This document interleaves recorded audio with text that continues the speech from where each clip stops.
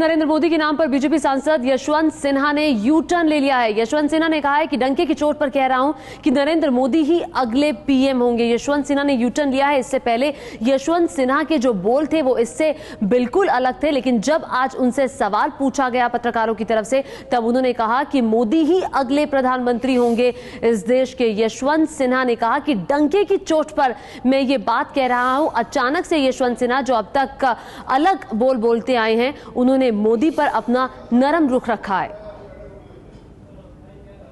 दबी जुबान से नहीं, डंके की चोट पर कह रहे हैं। आज मैं आपके सामने डंके की चोट पर कह रहा हूं कि इस देश के अगले प्रधानमंत्री श्री नरेंद्र मोदी होंगे। और इसी पर बातचीत करने के लिए एबीपी न्यूज संवाददाता विकास भदौरिया हमारे साथ जुड़ रहे हैं। विकास, अचानक से यशवंत सिन्हा के जो बोल बदले, उसकी वजह क्या है?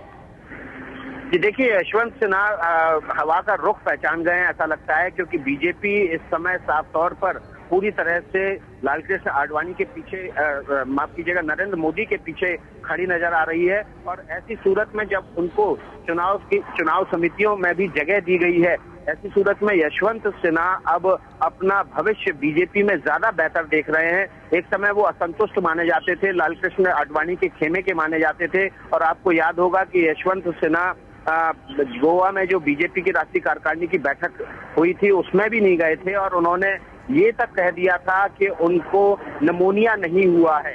जाहिर सी बात है कि अब जो असंतोष था यशवंत सिन्हा का, वो दूर हो चुका है। उनको पार्टी के मुख्य चुनाव समितियों में जगह दी गई है। ऐसी सूरत में वो निश्चित रूप से नरेंद्र मोदी के पीछे ही खड़े होकर बीजेपी में अपना भविष्य देख रहे हैं।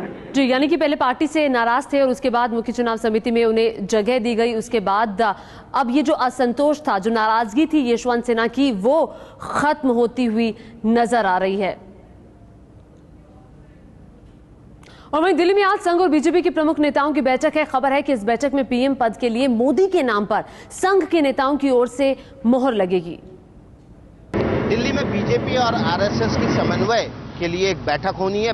बेहद महत्वपूर्ण है। इसमें बीजेपी के सभी बड़े नेता होंगे, लालकृष्ण आडवाणी और मुरली मनोहर जोशी छोड़ के, और आरएसएस की तरफ से दत्तात्रेय होसबोले, सुरेश सोनी जैसे बड़े स्वयंसेवक मौजूद होंगे। इस बैठक में जो आरएसएस की अमरावती में बैठक हुई थी, वहां से जो चीजें निकलकर सामने आई थी, उन चीजों, उन बातों को, उन महत्वपूर्ण बिंदुओं को बीजेपी नेताओं के साथ शेयर किया जाएगा। और उसके आधार पर बीजेपी और आरएसएस अगले 3-4 महीनों के लिए जमीनी स्तर पर काडर को किस तरह मोबिलाइज करना है, किस तरह से रणनीति बनानी है, क्योंकि 5 राज्यों के विधानसभा चुनाव हैं और उसके अलावा फिर लोकसभा के चुनाव भी होने हैं। तो बेहद महत्वपूर्ण बैठक है। समन्वय के लिए बैठक बुलाई गई है और साथ ही साथ जो बीजेपी और आरएसएस के बीच नोट एक्सचेंज करने की ये बैठक है, जो कि हर तीसरे-चौथे महीने होती रहती है।